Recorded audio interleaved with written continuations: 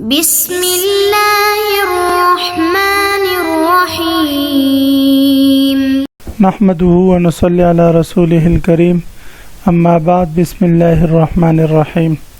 عزیز طلبہ، آج ہم ہدایت النحو سبق نمبر 54 شروع کر رہے ہیں۔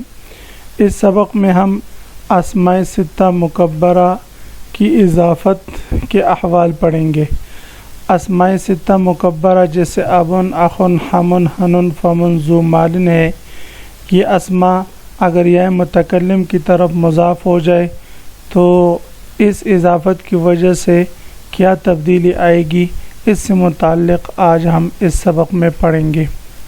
آج کے اس سبق کا خلاصہ یہ ہے کہ ان 6 اسماء میں سے ابن، اخن، حمن، حنن، ان 4 اسماء کی اضافت اگر یا متکلم کی طرف ہو جائے تو یا ساکن اور ما قبل مکسور ہوگا، جیسے ابن سے ابی ہوگا، اخن سے اخی، اور حمن سے حمی، اور حنن سے حنی۔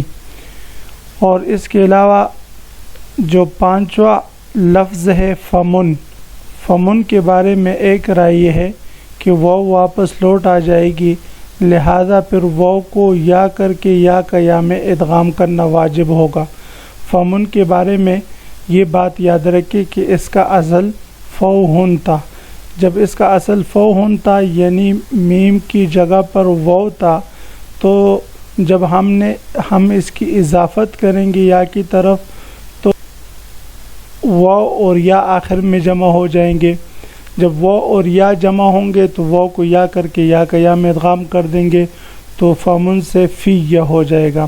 اور بعض حضرات فرماتے ہیں کہ واو کو واپس لوٹانے کی ضرورت نہیں، واو واپس نہیں آئے گی، بلکہ فمن جس طرح ابن کے اخن، حمن، حنن کے آخر میں یا متکلم کے آنے سے ما قبل کو ہم نے کسرہ دے دی اور یا ساکن پڑھا، اور ابن سے ابی پڑھا، تو اسی طرح فمن سے ہم فمی پڑھیں گے۔ اس کے بعد پھر جو چھٹا حرف ہے لفظ ذو، تو لفظ ذو کے بارے میں یہ ضابطہ یاد رکھے کہ وہ کبھی بھی اسم ضمیر کی طرف مضاف نہیں ہوتا۔ اور صاحب کتاب نے ایک شعر پیش کیا، انما یعرف ذا الفضل من الناس ذووہ، کہ اس شعر میں ذو کی جمع ذوو وہ اسم ضمیر کی طرف مضاف ہوئی ہے، تو اس کے بارے میں جواب دیں گے کہ یہ شاذ ہے۔ عزیز طلبہ، تو اب ہم آتے ہیں کتاب کی طرف۔ سب سے پہلے ہم عبارت پڑھتے ہیں، وفی الاسماء الستۃ مضافۃ الی یاء المتکلم تقول اخی و ابی و حمی و حنی۔ اور اسماء ستہ مکبرہ اس حال میں کہ وہ مضاف ہو یا متکلم کی طرف آپ کہیں گے اخی، ابی، حمی، حنی، یعنی اس میں کوئی زیادہ تبدیلی کرنے کی ضرورت نہیں۔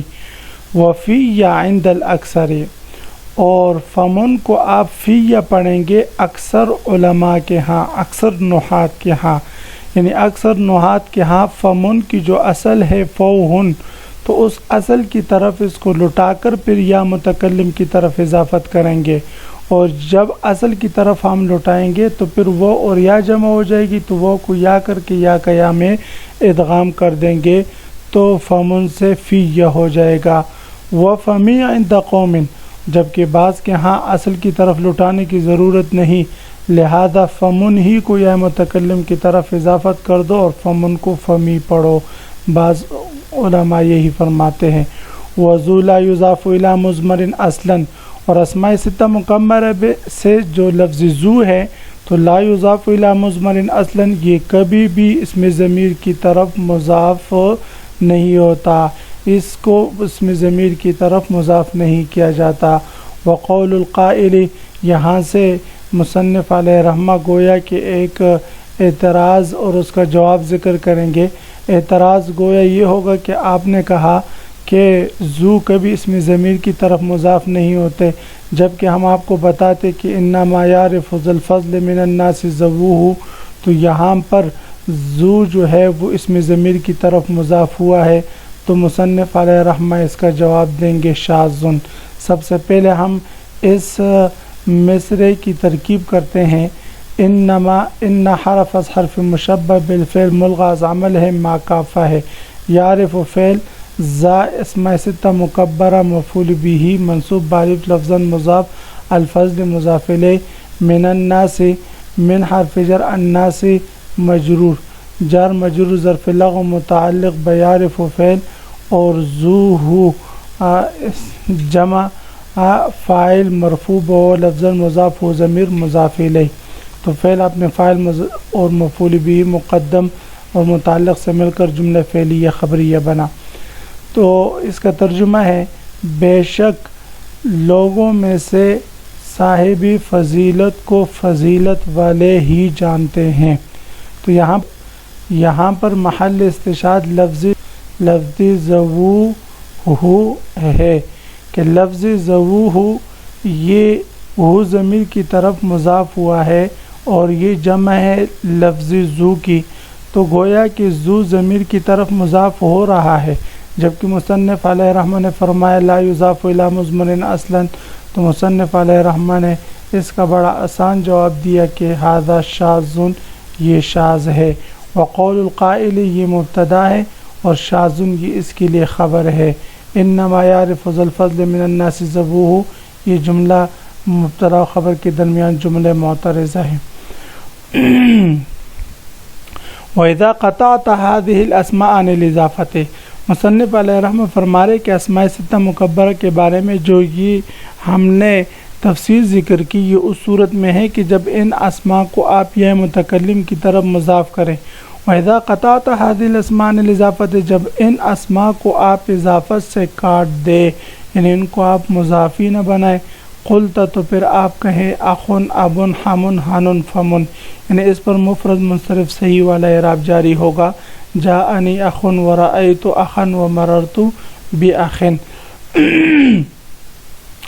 وذو لا یقطع عن الاضافت البتہ، البتہ ان میں سے جو لفظ ذو ہے وہ اضافت سے کے بغیر استعمال نہیں کیا جا سکتا، اس کو اضافت سے کاٹا نہیں جا سکتا، یعنی اضافت کے بغیر وہ استعمال نہیں کیا جا سکتا. ھذا کلہ بتقدیر حرف الجر، یہ جتنی تفصیل ہم نے ذکر کی مختلف کلمات کی اضافت کے حوالے سے احکام ذکر کیے ہیں.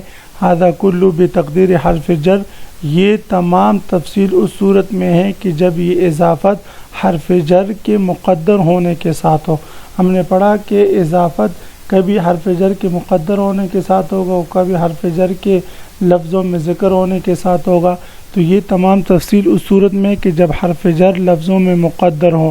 اما ما یذکر فی حرف الجر، لہی بات اس اضافت کی جس میں حرف جر کو لفظوں میں ذکر کیا جاتا ہے. فسیأتی کہ فی القسم الثالث انشاءاللہ تعالی، تو اس کی پوری تفصیل قسم ثالث میں انشاءاللہ آ جائے گی.